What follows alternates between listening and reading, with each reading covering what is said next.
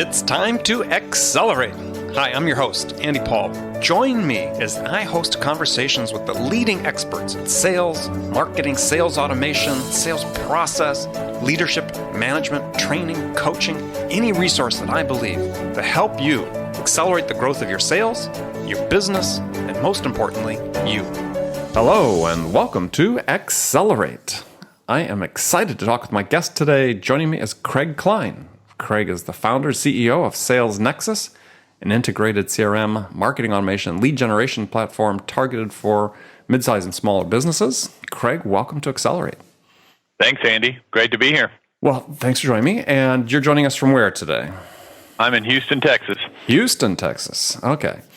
Right in the middle of summer. Yeah. Hot and humid today? Well, actually, we're about to get a deluge, it looks like. Actually, yeah, I'm in my New York studio today, and it's, we've been hot and humid, and I'm hoping for rain as well for the same thing. Cool down a little bit. Yeah, exactly. All right, so maybe take a minute, fill out that brief introduction I gave. Tell us about yourself, maybe how you got your start in sales. Sure, yeah. I was an engineer, actually. That was my education. And I spent about a year working at NASA here in Houston, right out of school, and I just hated it. I hated the bureaucracy and it just wasn't my thing. And so Were you working on an interesting project though? Well, yeah, it was a lot of fun. It was a blast, actually. You know, it was when they were sending up the shuttles about every 6 months back then. Right. You know, back in the late '80s, early '90s, and my group was responsible for the networking, the computer networks in the Mission Control Center. So when the shuttles were in the air, then we were on call. We were in the Mission Control Center. It was fun. That part was very exciting. But the 6 months in between flights was extremely tedious. Okay. Fair enough. So anyway, I left there, took a flyer and started a business with a friend of mine in the construction industry. And that was kind of a disaster. I learned a few things sort of the hard way. But from there, I took a job in sales kind of because I had to. I needed a job, right? And did really well and never looked back, really. I started selling computer controllers for car washes. So like as your car moves through the... That's very specialized. Yeah. So these guys had a really innovative product that was kind of one of a kind. So I was sort of right place, right time, but did real well. And what was the value proposition on that? Well, you know, it was really the first computerized way to control your car wash.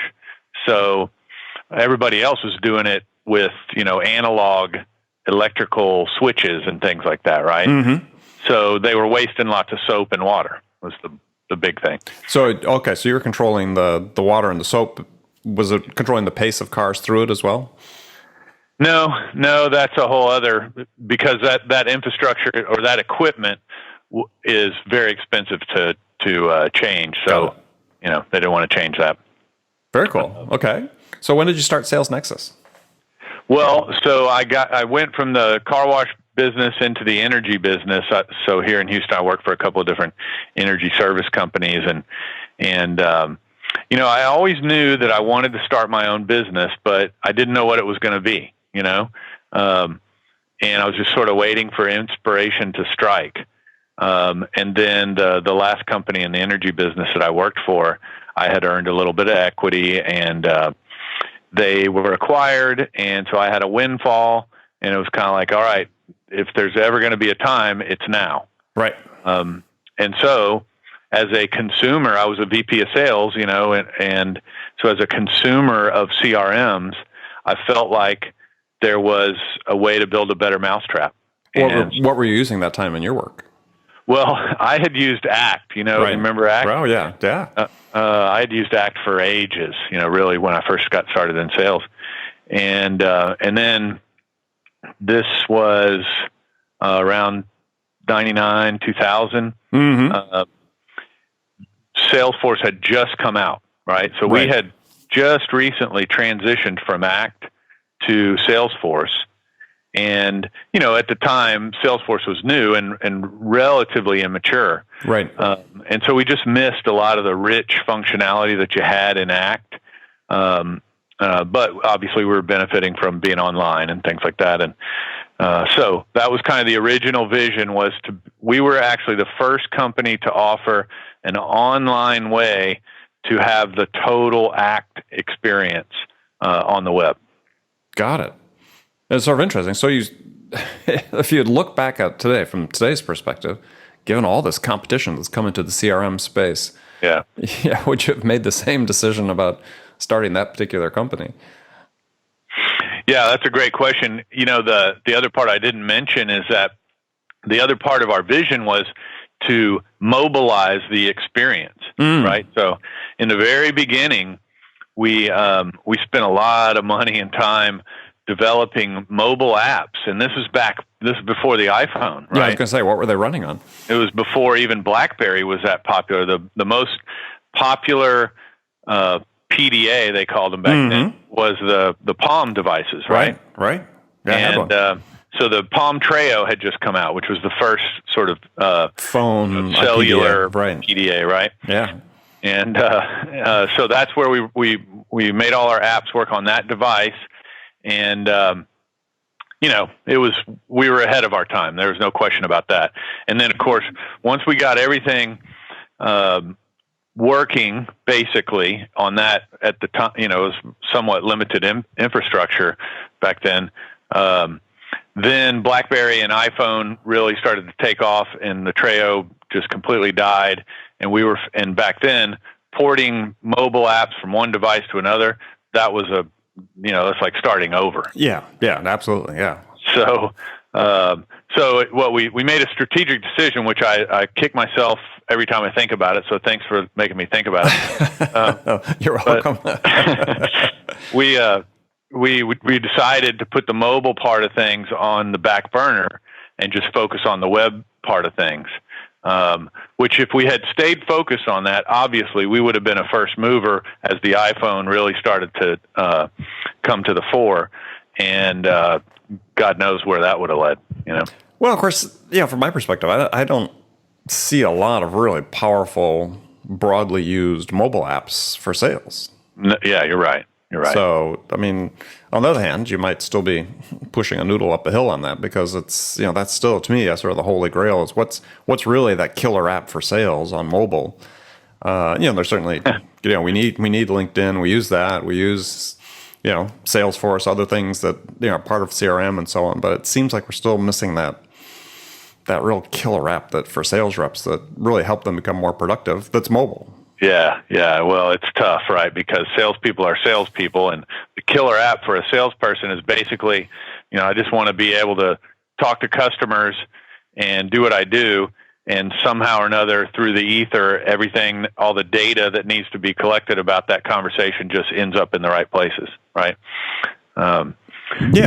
I mean, certainly if you could offload some of that, the bureaucratic, updating Salesforce, which, obviously some systems do that automatically now, but take some of that, but that frees up time. To me, it's still like, okay, what's the app that's going to, and I don't know the answer to this, it's going to help that rep do a better job in front of the prospect, with the prospect.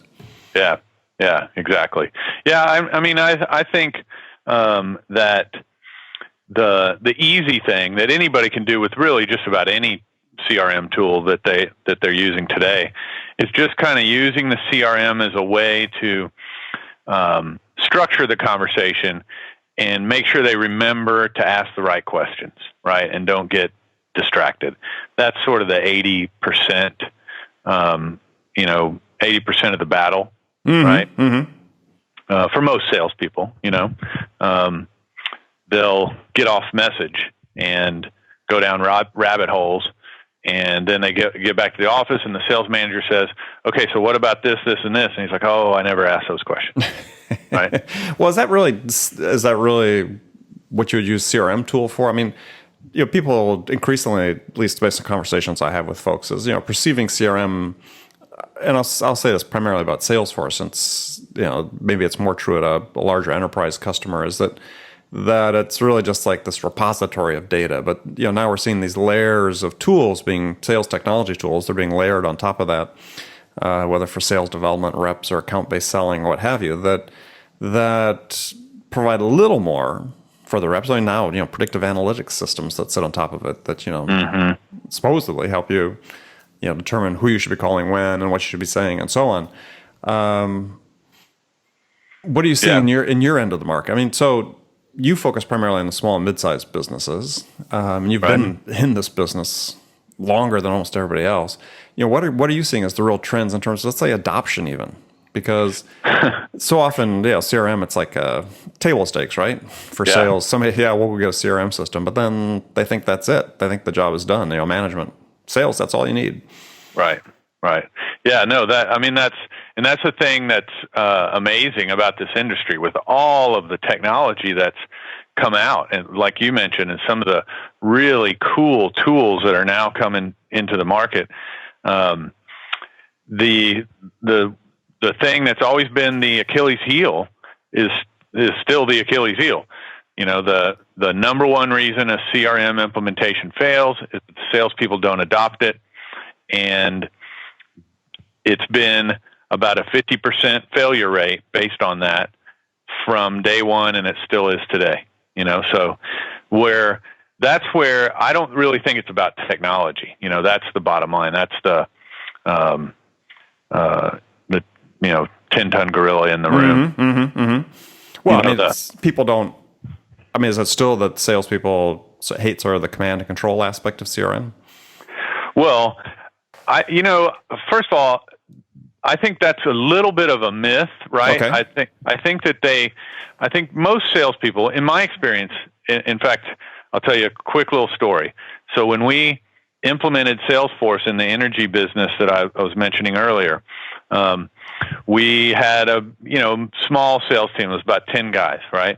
And we had this one guy who was, he had been in the industry forever, and he knew everyone and just had all these great relationships. And he always did probably 40 to 50% of our revenue every year, right? Mm-hmm. The other guys were just trying to be like him, right?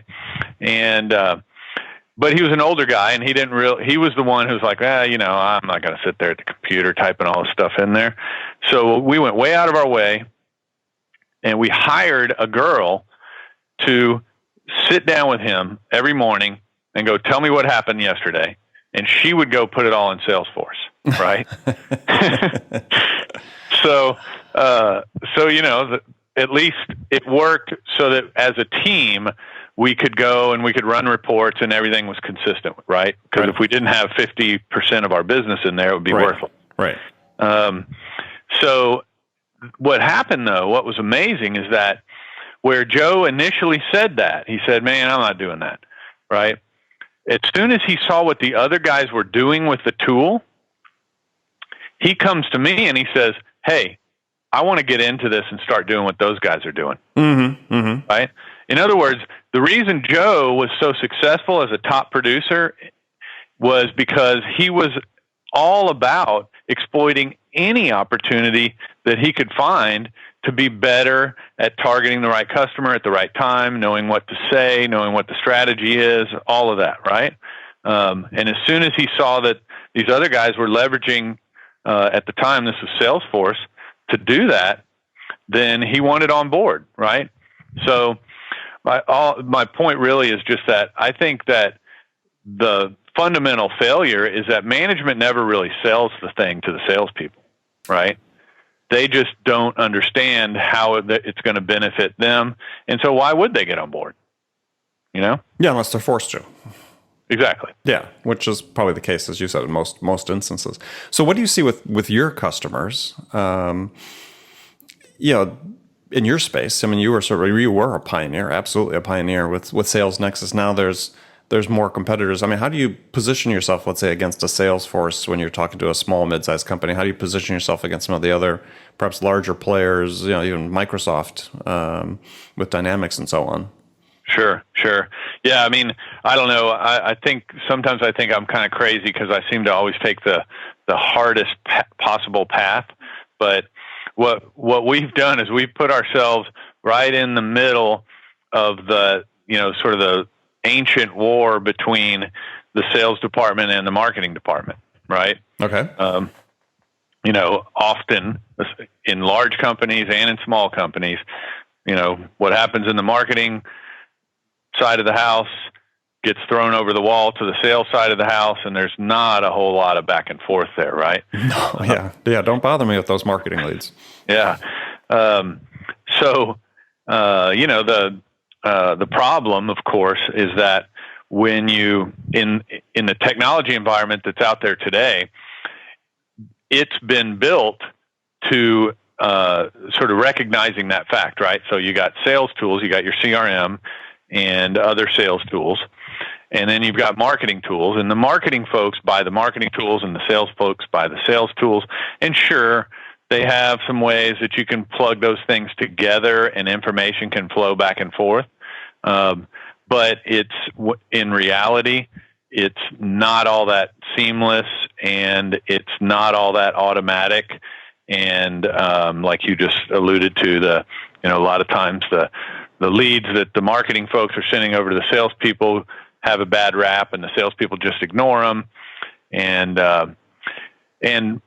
unfortunately, what it does is it puts all of those folks kind of in the IT business when none of them really want to be, right? Right. Somebody's got to be sitting there making sure all this stuff's working. So there's a lot of challenges. What I see is a lot of companies, big and small, that have invested in the Salesforce and Marketo or Eloqua and all the really high-end solutions, and they may have 2 or 3 people working full time just to run the technology, right? Support folks, and they struggle to actually show an ROI on the whole thing, right? To prove that it's paying for itself. So that's what we've done is we've put together the basics of marketing automation. I'm not going to claim that we compete with Eloqua or Marketo in terms of features from top to bottom, because we don't. But we've taken the basics and we've baked it into the CRM so that a smaller business with maybe 10 to 100 salespeople, and maybe they only got like one marketing person, 1 or 2 marketing people, and they're wearing lots of hats and they don't have a lot of time, that they can use marketing automation in a way that's just generic or organic to the sales process.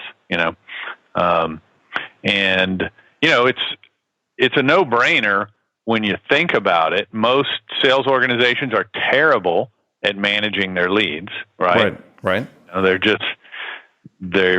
churning through leads every month, and the ones that don't buy just literally get thrown over the side and forgotten about. Yeah, no nurturing, you're saying. And if that's all you do is just take those leads and put them on some simple little nurturing program, typically it's going to yield a 15 to 25% increase in sales within 6 to 12 months. That's what we've seen. Right. And it's just, it works every time it's tried. It's just that, salespeople, number one, you don't want them sitting down and writing your lead nurturing emails, right? So generally, yes, that's correct. It's got to be super brain dead easy from a technology point of view, where the salespeople kind of don't even know it's happening; it just happens.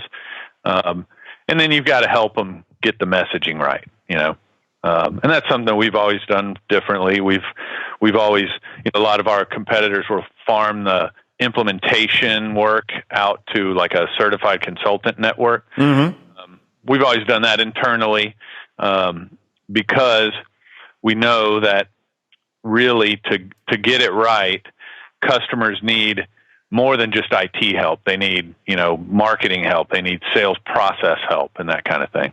Okay. So that's something you can help them with. Yeah. So it sounds like from a sort of product standpoint, and maybe this is the wrong contrast to use, but where something like, let's say, an Infusionsoft sort of starts as a marketing system and they've bolted a CRM system onto it that I don't think most of their customers uses, is you start with the CRM system, you've bolted on some marketing automation and lead management tools onto Sales Nexus.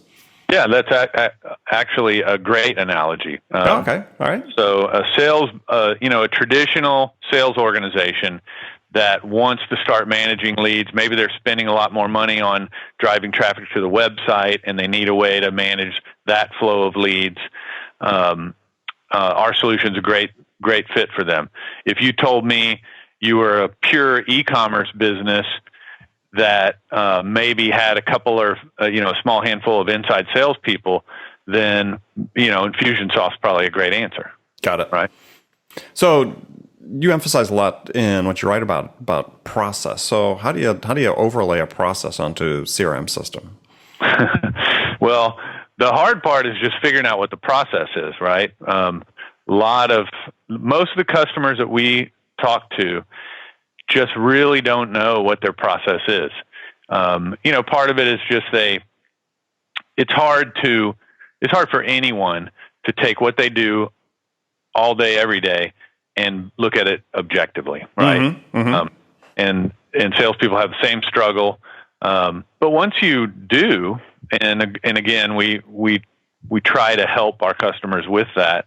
Once you identify what the process is, it's really not that hard. I mean, you and I know that there's specific points in the process that you just have to measure, right?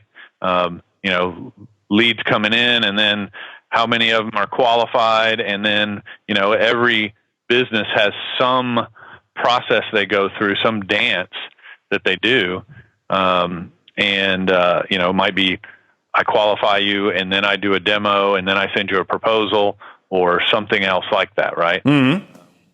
So we want to measure, though, how many of the leads make it to each of those steps. How long do they stay there?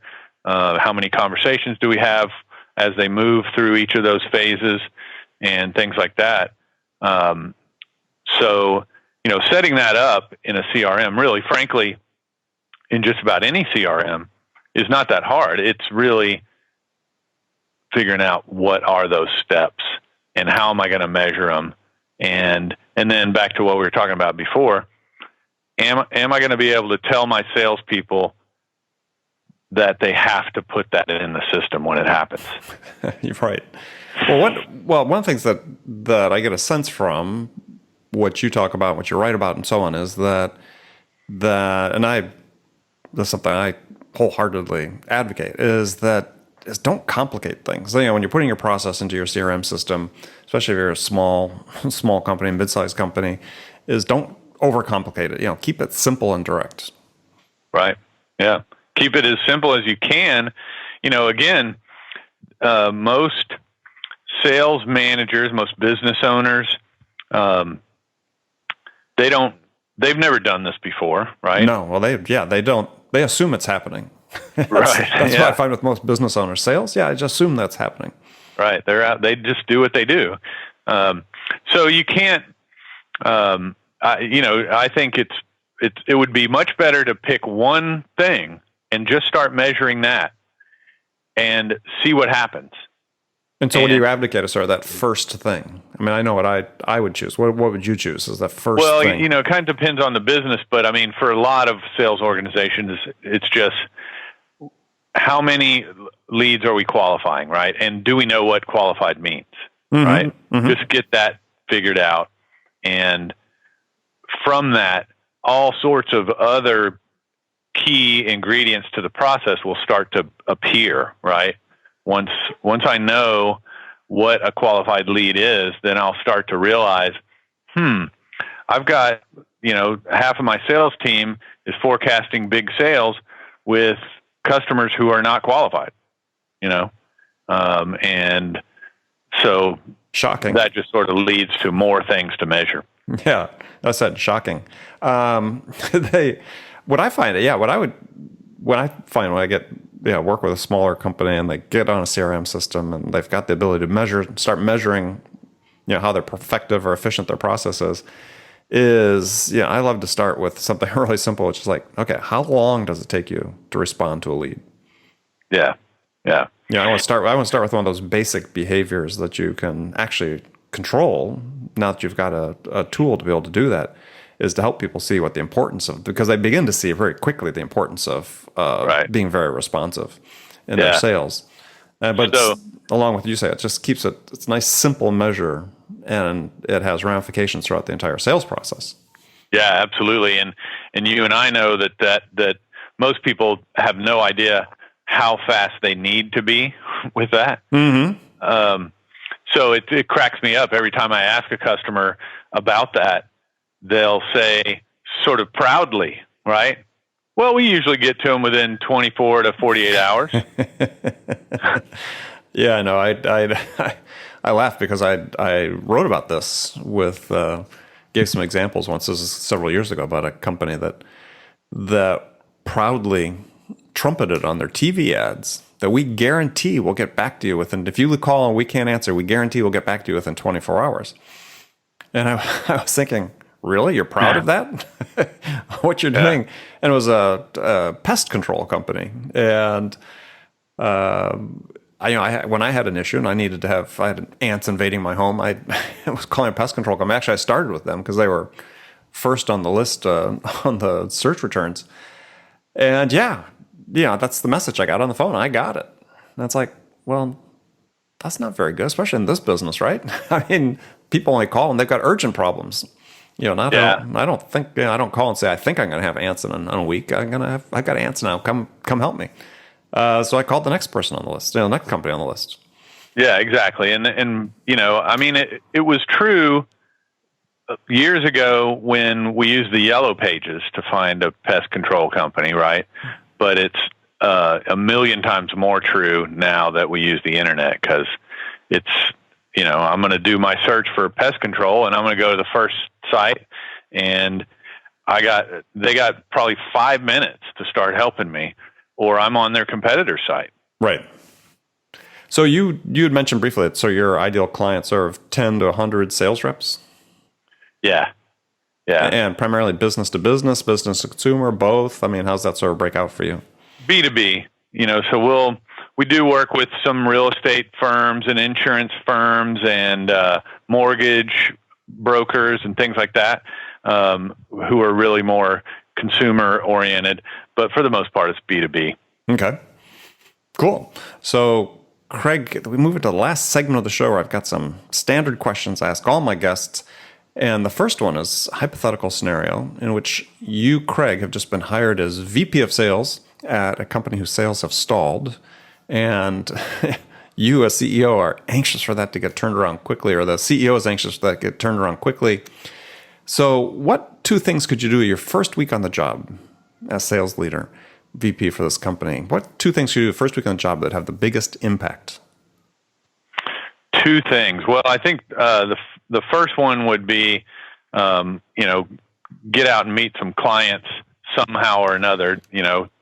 Depending, might be go see my biggest client, go right along with a salesperson, or something like that, right? Mm-hmm, mm-hmm. And then the other one would be, I would want to see what sort of process they have in place, and maybe in a lot of organizations, the most straightforward way to do that would be, show me the report that you're looking at every week that tells you what's going on with sales, right? So that I can see what they're measuring, what they're keeping their eyes on, mm-hmm. and then and at that point you're going to know, how much process is there, and hopefully maybe where are some of the bottlenecks in the process. Because to me that would be the biggest variable would be, do we have to start at ground zero building a process, or do we have a process that just needs to be optimized? That's really an interesting point about looking at the reports and the dashboards that exist, because, I've found that in several companies that have been called in to help out that they were just looking at the wrong information.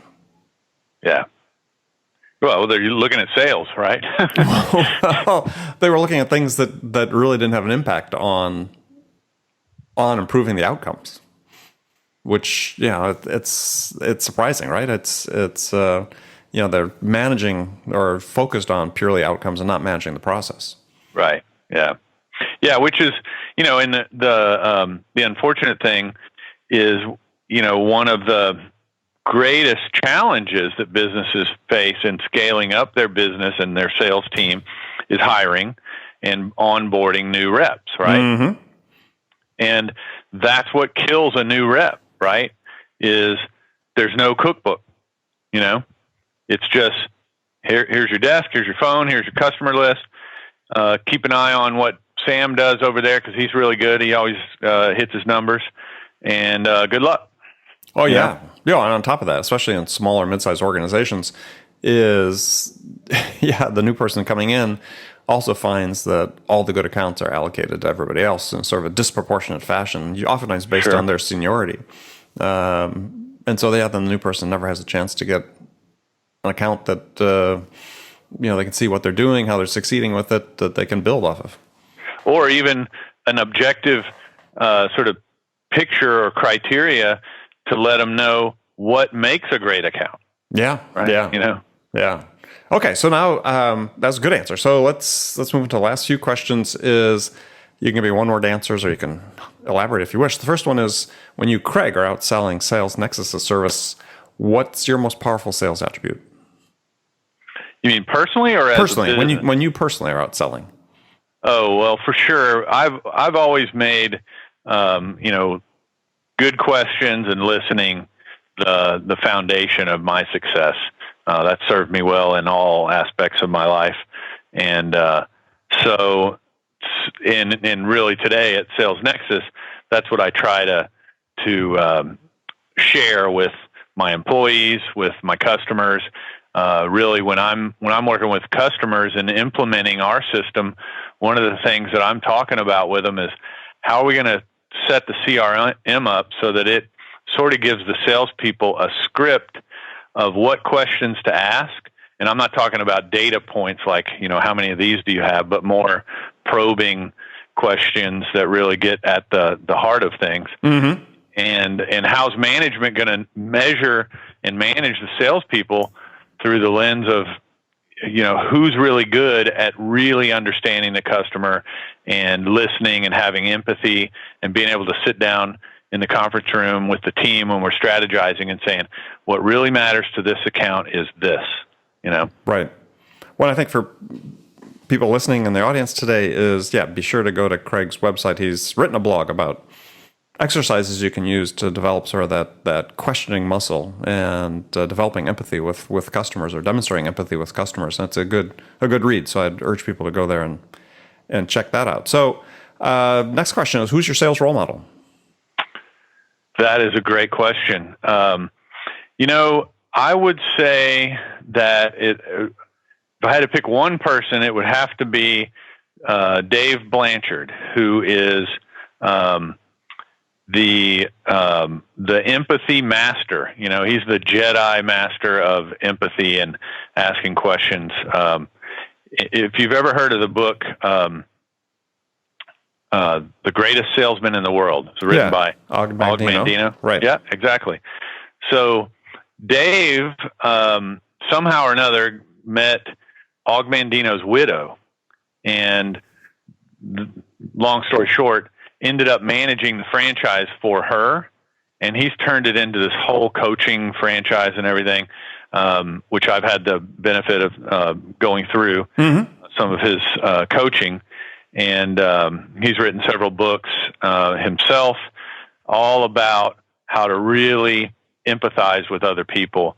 And, you can sit down with Dave, and he will sell you something, but you won't know you were sold anything. In fact, you'll feel like you just went to a religious ceremony. Right. Interesting. Okay. So what's one book you would recommend every salesperson read? Well, The Greatest Salesman in the World, for sure, because it's not really just a sales book. It's such a parable about life. Right. And it's a short, easy read too. Yeah, it's a good book. And I would recommend Dave's book too. Today I Begin a New Life. It's a great book. By Dave Blanchard. Today I Begin a New Life. Okay, good. Yeah, that's a new one for me. I'll check that one out. So last question for you is what music's on your playlist these days? That's a good one too. I've been listening to a lot of Ray LaMontagne. In fact, I have tickets to go to a show here coming up in a couple of months. Nice. Okay. And I took my son to see Muse here not too long ago when they were in Houston, and so I've been listening to them a lot as well. Excellent. All right. Well, that's both good stuff. All right. Well, Craig, thanks for joining me today, and tell folks how they can find out more about Sales Nexus. Sure, of course, salesnexus.com. And, we've got, you can take a look at a video and see how the system works and start a free trial and use it for a month and see how you like it. Yeah, and a lot of good blog posts that also have videos in them to help you understand how you might implement process into a CRM system and so on. So it's a good resource for people to check out. Well, thanks again for being on the show. And remember, friends, make it a part of your day every day to deliberately learn something new to help you accelerate your success. And easy way to do that is to make this podcast accelerate a part of your morning routine, whether you listen to the commute, in the gym, or make it part of your morning sales meeting. That way you won't miss any of my conversations with top business experts like my guest today, Craig Klein, who shared his expertise about how to accelerate the growth of your sales. So thanks for joining me. Until next time, this is Andy Paul. Good selling, everyone. Thanks for listening to the show. If you like what you heard and want to make sure you don't miss any upcoming episodes, please subscribe to this podcast on iTunes or Stitcher.com. For more information about today's guest, visit my website at andypaul.com.